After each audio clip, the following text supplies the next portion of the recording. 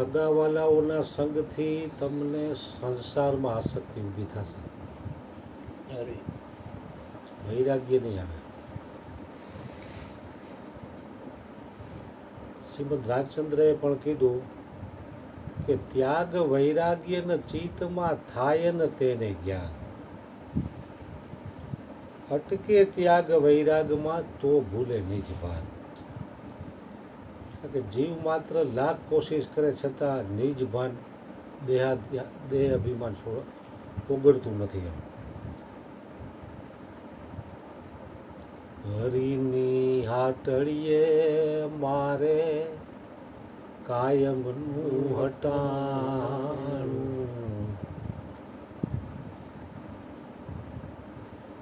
જોયું નહીં મેં તો ટાણું કે ઘટાણું, જોયું નહીં મેં તો ટાણું કે ઘટાણું. મારા હરિની હાટડીએ મારે કાયમનું હટાણું.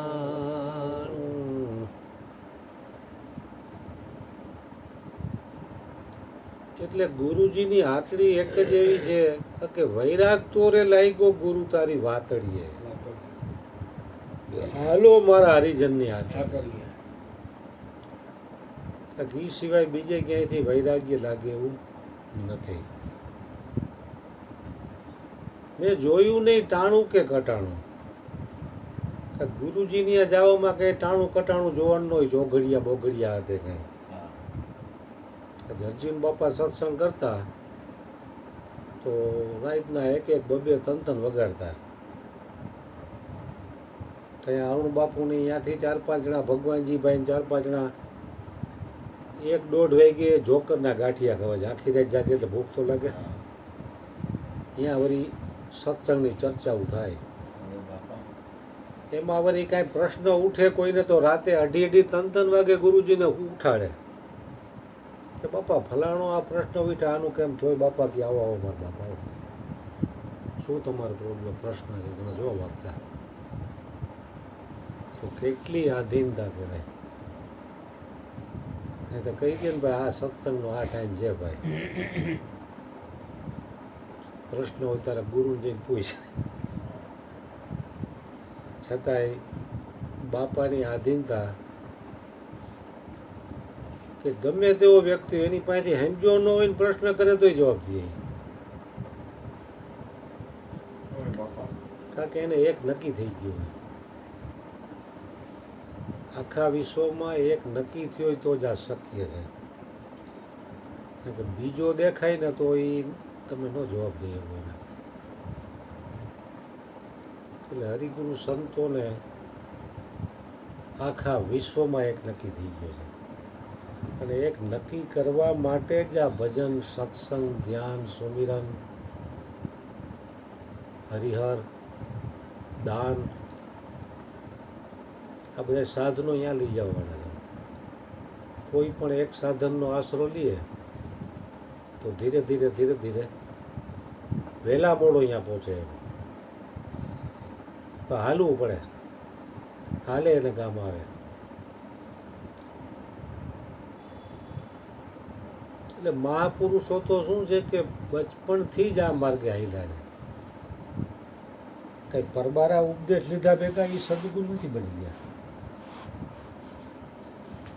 ધીરે ધીરે ધીરે ધીરે ધીરે ધીરે જેમ ઝાકળ હોય ને તો તમને થોડે સુધી જ દેખાય, પણ હિંમત હારી જાય કે હારું હું આમાં કાંઈ દેખાતું નથી, આમાં જાવું ક્યાં? તો તમારા મંજિલે ન પહોંચી શકે. પણ થોડોક હાલે ને ત્યાં પાછો એટલો માર્ગ બીજો દેખાય, ઝાકળ હોય ત્યાં. એટલે મહાપુરુષો તો શું છે, પૂર્વની કમાઈ કરીને આવ્યા છે, એટલે બચપણથી વૈરાગી આવ્યો છે. સંસાર પ્રત્યે એને વૈરાગી આવી ગયો અને પરમાત્મા પ્રત્યે અનુરાગ પ્રગટ થયો એને. કારણ કે કમાઈ હોય તો જ બચપણથી આ જીવ આ માર્ગે હાલી શકે.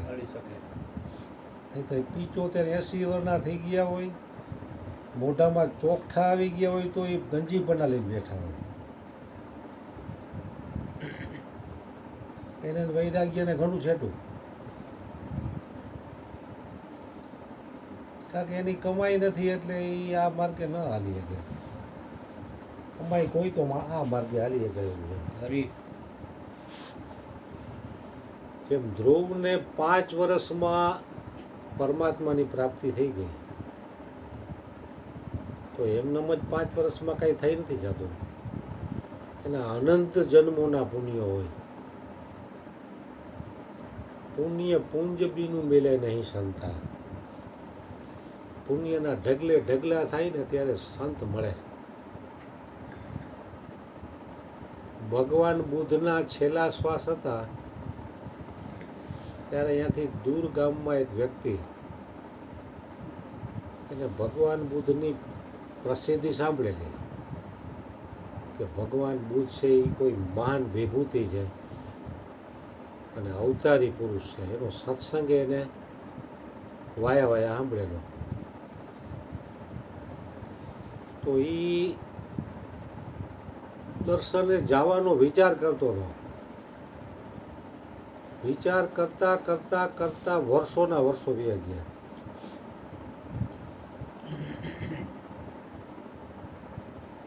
પછી હાવ છેલ્લે ગઢ પણ આવી ગયું ને ત્યારે એમ થયું કે હવે દર્શન કરી આવું. તો છેલ્લે વળી હિંમત કરીને એ ગયો ને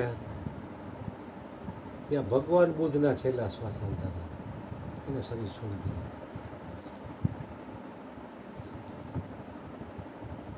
એટલે આ બધી વસ્તુ એવી છે કે કલ કરે સો આજ કર, આજ કરે સો અબ. અકબર સમય બીત જાયગા તો કરેગા કબ. કારણ કે માણસ છે ને આળસમાં સમય બરબાદ કરી નાખે. પછી કરશું ને, કાલ કરશું ને, આપણી પાસે તો સમય છે ને ઘણો હજી.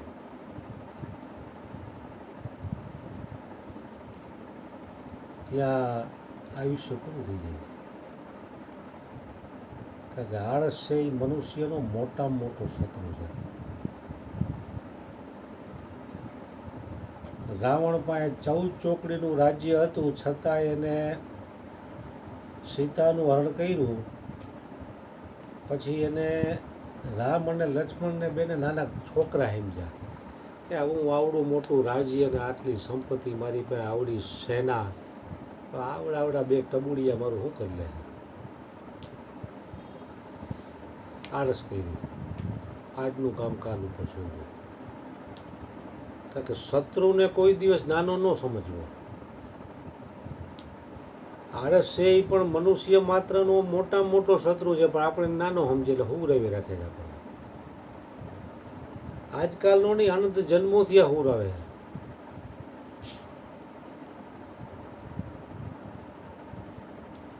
સમય જાતો ગયો તો એ રામ ને લક્ષ્મણે દરિયા ઉપર સેતુ બાંધી અને લંકા સુધી પહોંચી ગયા.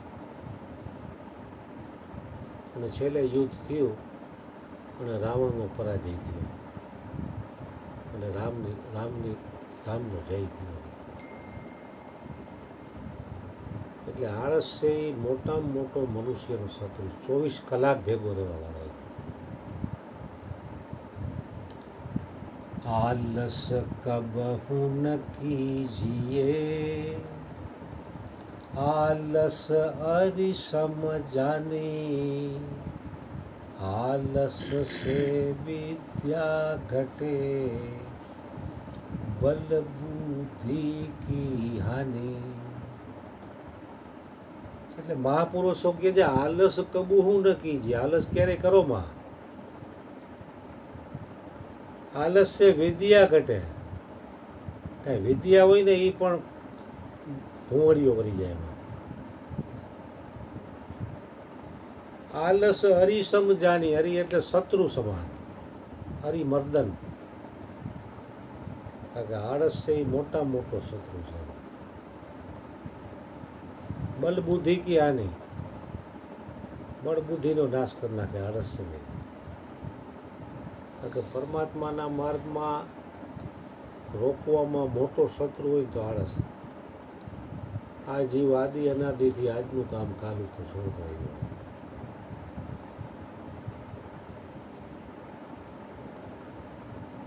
એટલે મહાપુરુષો શું છે કે આળસમાં રોકાતા નથી.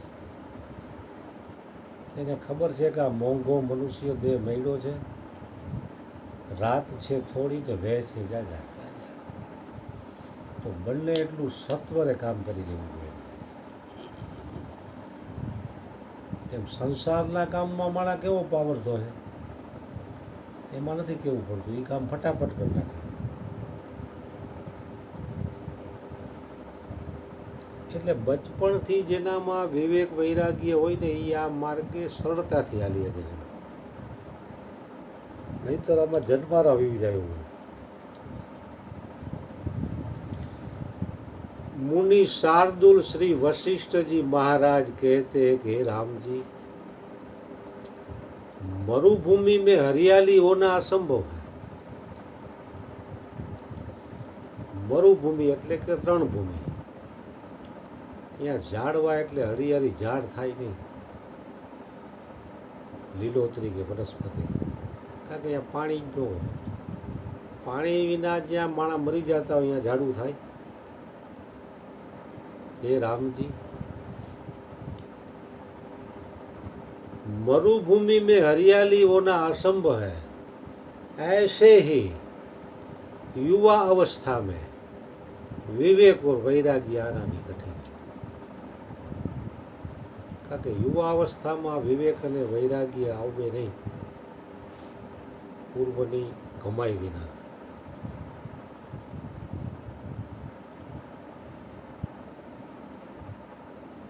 હા, તો આ લોકો ઉપર તમારી ઉપર ગુરુની પૂરેપૂરી કરુણા કૃપા વહેંચી છે એટલે 365 દી સત્સંગ ભજન હરિહર હાલે.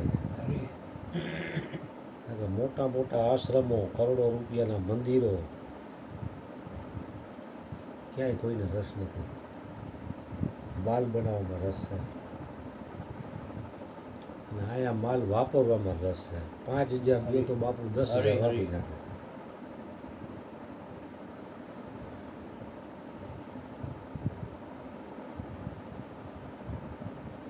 તાજે તાજું જ વાપરી નાખવાનું, વાસી નહીં થવા દેવાનું. આજની રોટલી કાલ થોડી ખવાય. હે આજની રોટલી કાલ ખાઈ થોડી લો ખવાય. હવે. આજે જ ખાઈ લે. રાવણને મીઠો મેળામણ કરવો હતો દરિયો